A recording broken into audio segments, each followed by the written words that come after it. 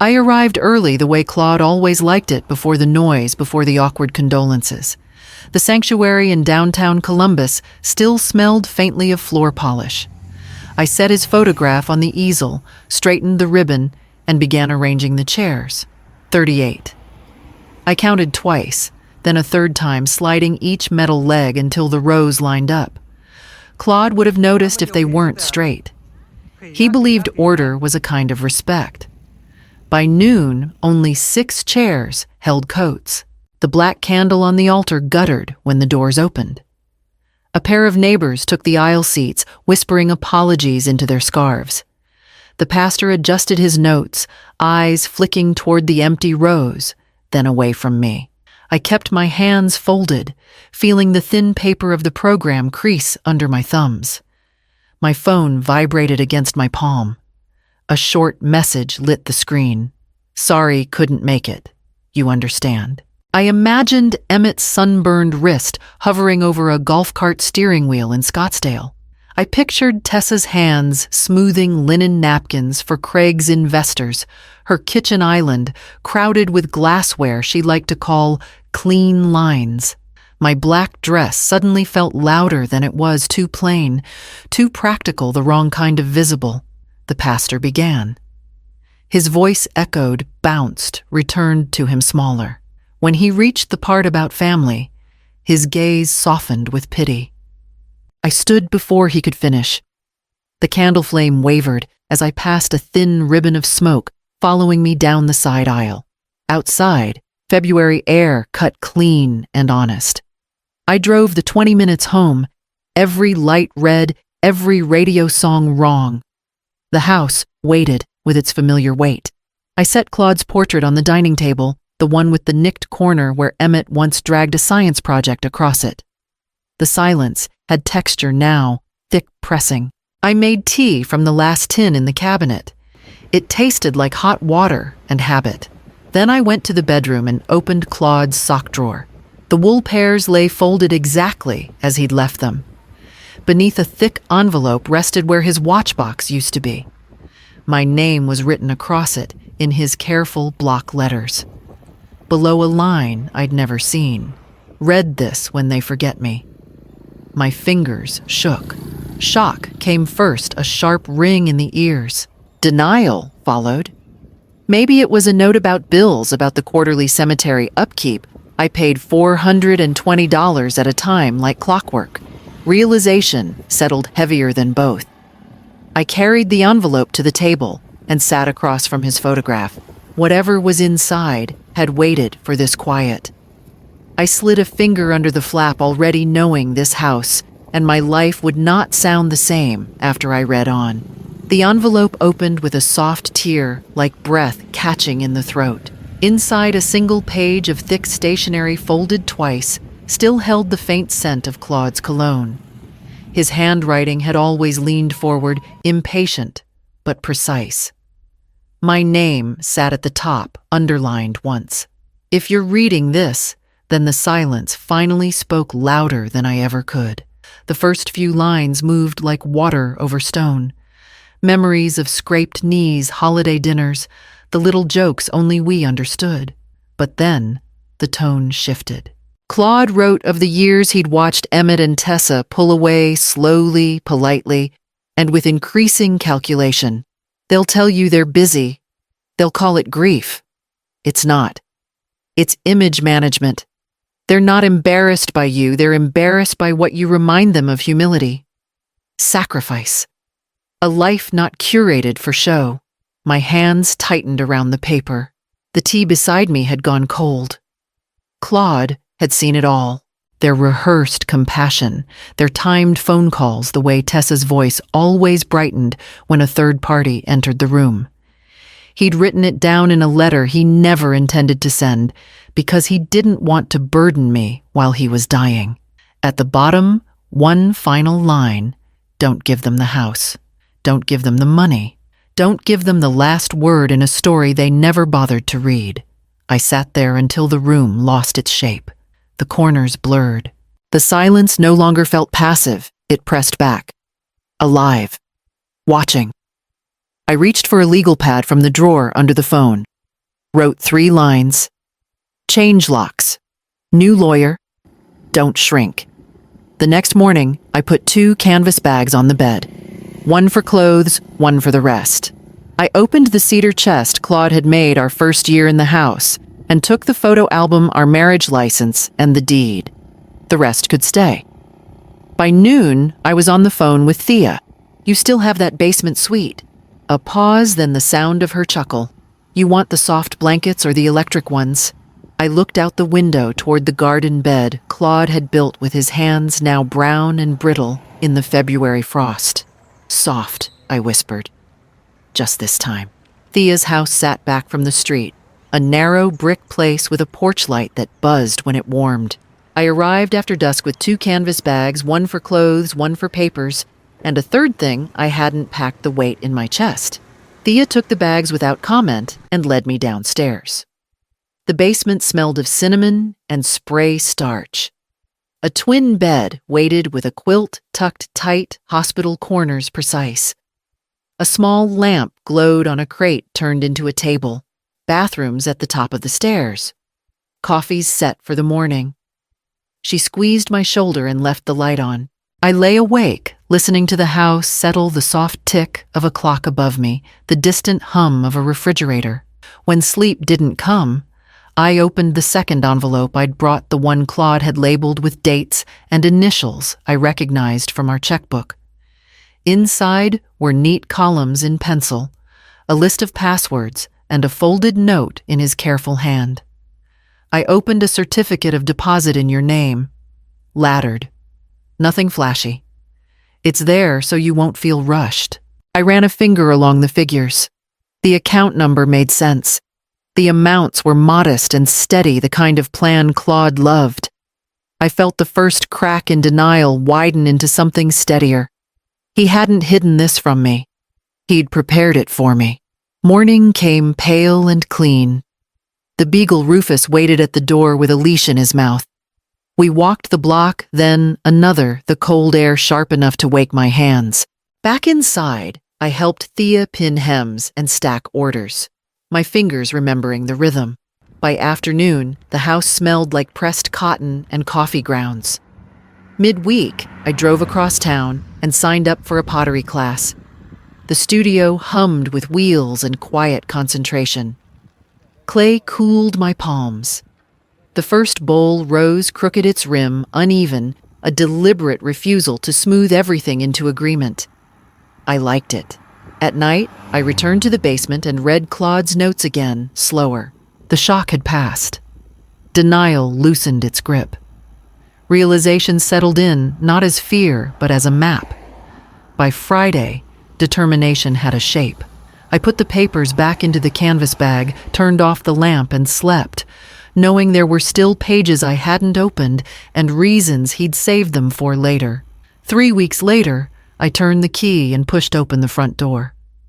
The house smelled the same old oak and heat dust, but it no longer pressed in on me. I walked through each room, slowly touching the corners, switching on lamps I hadn't used in weeks. Every drawer stayed shut, every cushion undisturbed. I boiled an egg and made toast. Sat at the kitchen table with my lunch on a chipped plate. The same table where Emmett once built a papier-mâché volcano, where Tessa braided yarn into bracelets until her fingers cramped. Today, the chair across from mine stayed empty. I didn't mind. After the dishes, I opened the front hall closet and removed the old deadbolt kit Claude had bought the year after the break-in. Still sealed. I installed it myself. Then mounted the new keypad. 4 digits his birthday. The beep of confirmation felt like armor. Upstairs, I plugged in my laptop. The spreadsheet Claude used for taxes blinked open, asking for a password. I entered the phrase written on the back of the CD account folder, Periwinkle 64. The cells bloomed in green and gold. I began sorting homeowner's insurance, property tax record, pension, rollover paperwork. I added a line for cemetery upkeep, $420 every 3 months paid by check. Another for the pottery class in Dayton, $135 monthly. Each figure clicked into place like a puzzle I now owned. On Sunday, the phone rang. Emmett's name flashed across the screen. "You didn't text when you got back." I pulled the quilt tighter around my shoulders. "Because I was busy living." A pause on his end, then the sound of someone coughing in the background. "Probably Meredith.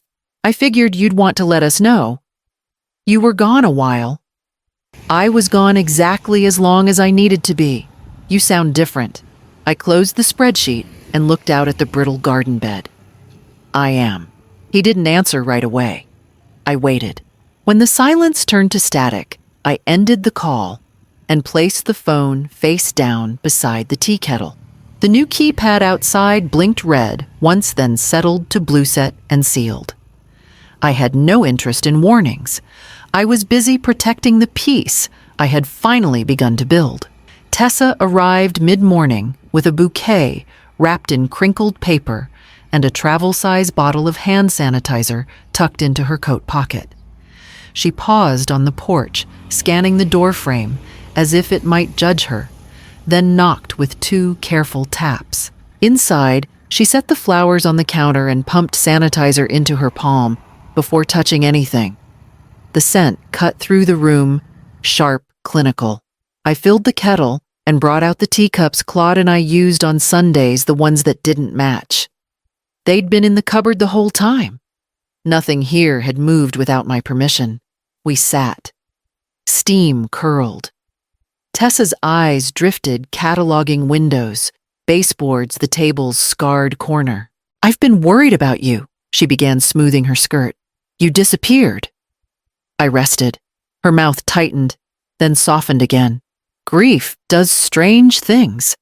Craig's been reading about it." The kettle clicked as it cooled. She leaned forward, voice lowering into the tone she used with clients. "Craig and I are thinking of relocating. This house has bones." Her fingers traced the rim of her cup. "We'd renovate, of course. Make it suitable. You wouldn't have to manage everything alone." I kept both hands around my mug, feeling the heat steady me. "Tessa, your father died 7 weeks ago. You didn't come to his memorial." Color climbed her neck. "I had commitments." "Brunch," I said. "For investors." Her smile flickered. "You're being emotional." I set the mug down. The sound was clean, final. "No, I'm being awake." She blinked, recalibrating. "This isn't about money. It's about legacy. Legacy requires presence." I gestured to the empty chair beside me. "You weren't." Her gaze slid to the keypad on the wall, the new deadbolt visible through the hall mirror. "You changed things." I protected them. Silence stretched. Outside, a car passed, tires hissing on damp pavement. Tessa reached for the flowers, then stopped, hand hovering, as if unsure whether they belonged to her or to me. "So that's it." Her voice sharpened. "You're freezing us out." "I'm closing a door that was already shut." She stood, smoothing her coat again, sanitizer flashing in her hand like a talisman. At the threshold, she looked back, searching for a crack. "There will be consequences. I've already paid them," I said. "Every week, for years." The door closed gently. I rinsed the cups, trimmed the stems, and set the flowers in water. By afternoon, the house had settled into a quieter rhythm, and I knew Emmett would try next. The call came on a Wednesday afternoon while I was folding sheets at the foot of the bed. Claude's side was bare. I'd stacked the spare pillows there to keep the linen from sliding. The phone buzzed against the dresser, walked itself to the edge with each vibration. Emmett didn't bother with small talk. His breathing came through first fast and practiced like he'd rehearsed urgency on the drive. "We're behind on tuition. Meredith's bonuses haven't hit yet." I smoothed a crease with my palm and lifted the next sheet, cotton cool and familiar. The clock on the nightstand ticked once, twice. How much? 32,000. The deadline's next week. The number landed with a dull weight. I folded the corner into a clean square. "You make 6 figures.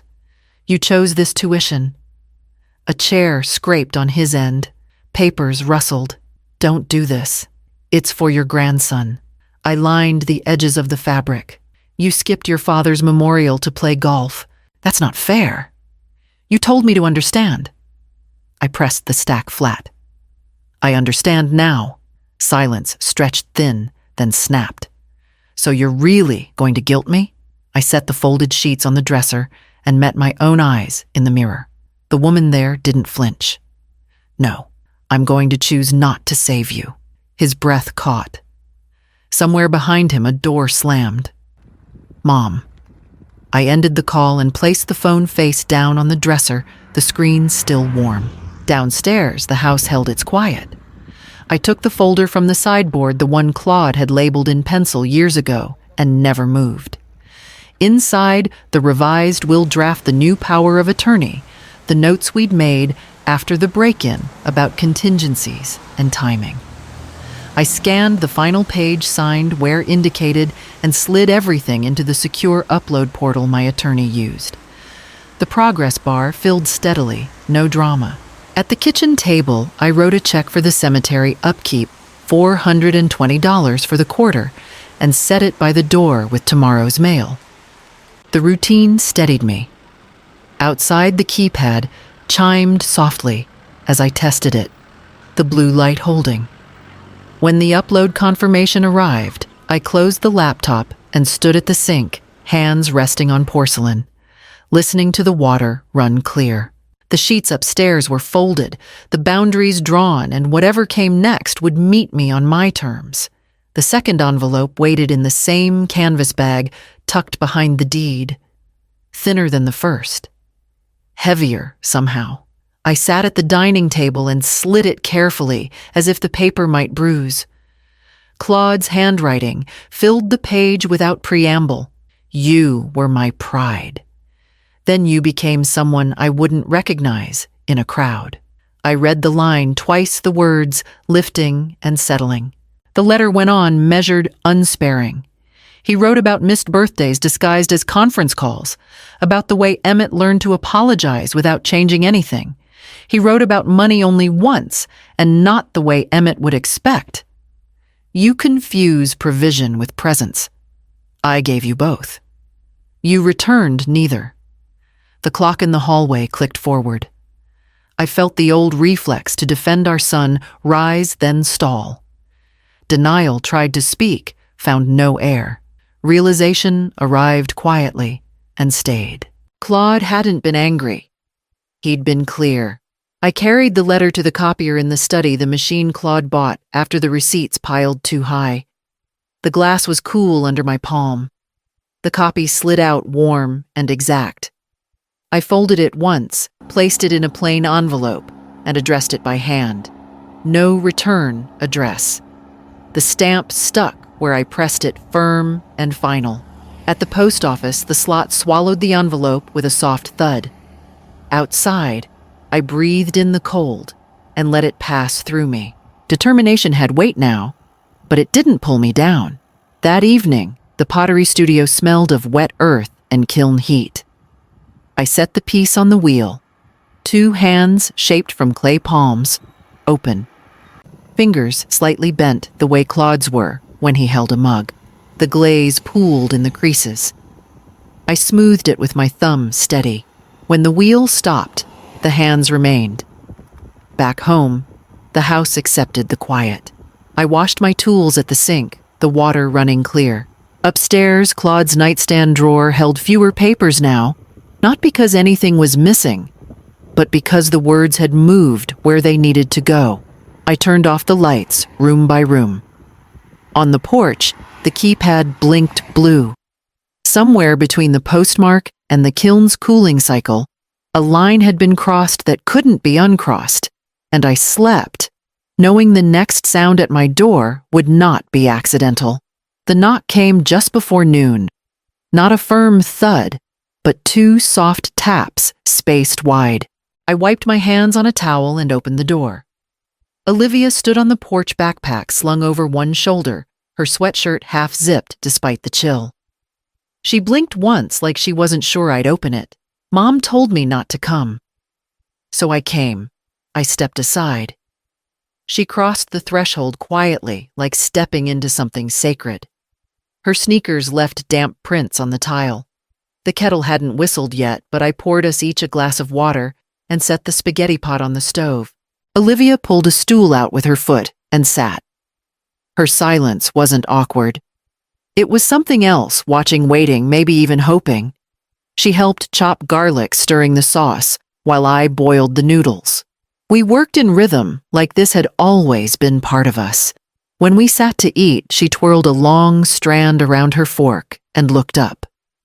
"Why didn't you ever fight back?" I folded my napkins slowly. I thought love meant silence. Giving everything without asking. Letting things go to keep the peace. Her brow pinched. "Do you still think that?" "Not anymore." She didn't push. Instead, she smiled, really smiled, and took another bite. The next morning, she patted down in borrowed socks and made coffee like she'd done it here 100 times. We walked to pottery class after breakfast. She picked the wheel next to mine apron, half-tied clay under her fingernails before the instructor finished speaking. She made a bowl. I made a crooked mug. We laughed through cleanup when my piece collapsed in the sponge bucket. She didn't record any of it. No photos, no hashtags. Just presence. That night, she sat at the table while I added figures to the pension ledger. "You really do all this yourself every month?" On the 5th. Mortgage, taxes, utilities. Claude used to handle the paperwork. Now I do. Olivia nodded and glanced at the porch light flickering behind the curtains. Her voice was softer now. "I like it here. I know." She stayed through spring break, through the final glaze of our fired pots. Through the evening, we watched the neighborhood lights go out one by one. The day she left would come soon. But that night, she belonged here. The email came at 6:41 a.m. Sharp, centered text. Legal header. Threat dressed in decorum. "You are hereby warned to cease and desist all attempts to interfere with the parental authority of Rebecca Calloway Bramer regarding the education, housing, or guidance of her daughter, Olivia Calloway. Further contact with said minor will constitute grounds for litigation." I printed it. Folded it once. Tucked it beneath the ceramic bowl Olivia and I glazed together last week, the one with the sea glass rim. Patricia's voice came clear and steady through the phone. "Already filed a formal response. Your granddaughter is 18, an adult. They have no legal standing." And emotionally, she paused. "That's not my field, but seems they lost that too." That afternoon, Olivia padded downstairs with a brochure in one hand and a notebook in the other. "I'm deferring Columbia. I want to study here. Be near people who don't treat me like a brand." She slid the form across the table, half signed already. "You're sure I haven't been this sure in a long time?" We mailed it together side by side in the drizzle. She used the blue box by the grocery store, then asked if we could stop for pie. That evening, I watched her reread Claude's letter to me. She traced his handwriting like a map. On Thursday, I noticed a car idling outside. Gray Lexus, tinted windows, Tessa's plates. I stood behind the curtain. She didn't get out, just stared at the house for a long time, like she expected it to open for her. Then she drove away. Saturday brought a voice message from Emmett. His voice was raw, less polished than usual. "Mom, if you ever want to talk." I didn't let it finish. I deleted it and swept the toast crumbs into the sink. That night, I folded laundry while Olivia read on the porch. Her laughter spilled through the screen door, easy and full. The house felt different now, not bigger, not fuller, just right-sized. Like it fit the life I'd finally chosen. And the lock on the door that stayed changed. Sunday came soft and bright. Olivia arrived with 2 suitcases and a stack of textbooks bound in elastic bands. We carried everything upstairs together, laughing as the second-hand desk scraped the hallway paint. I hung new curtains while she arranged her pens in a chipped mug that used to hold Claude's screwdrivers. By noon, the delivery truck pulled up with the kiln. A small one, nothing fancy, but it was mine. I signed the form with steady hands. Paid in full with funds Claude had tucked away in a CD account, labeled in his neat block letters. For her hands. For her peace. The kitchen filled with the warmth of cumin and roasted carrots. Olivia stirred yogurt into a bowl while I set the table. Ruth and Dee arrived a little after 3, bearing tangerine scones and a teacup wrapped in cloth. We sat on the porch, steaming mugs in hand, watching the maple tree shift in the wind. Later that night, after the dishes were put away and the floor swept, I opened the drawer of my nightstand. Claude's third letter lay exactly where I left it. You were always the strong one. You just forgot for a while. I ran my fingers over the edges before folding it back into the envelope, then turned off the lamp.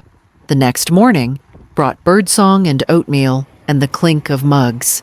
Olivia padded in, wearing Claude's old flannel shirt. "Grandma," she murmured, leaning against the counter. "What happens if they show up again?" I slid the tray of bread into the oven and adjusted the timer. "They'll knock," I said. "But this time, the door won't open itself." She nodded once, understanding more than her age should allow. In the afternoon, I walked into the pottery room, flipped on the new kiln, and set my first piece inside. It was imperfect, uneven, but steady. It would hold. That evening, Olivia opened the window in her room and let the air drift through the house. She laughed at something on the radio. I joined her 2 bowls of soup in hand. The house was no longer quiet. It was mine, and it was full.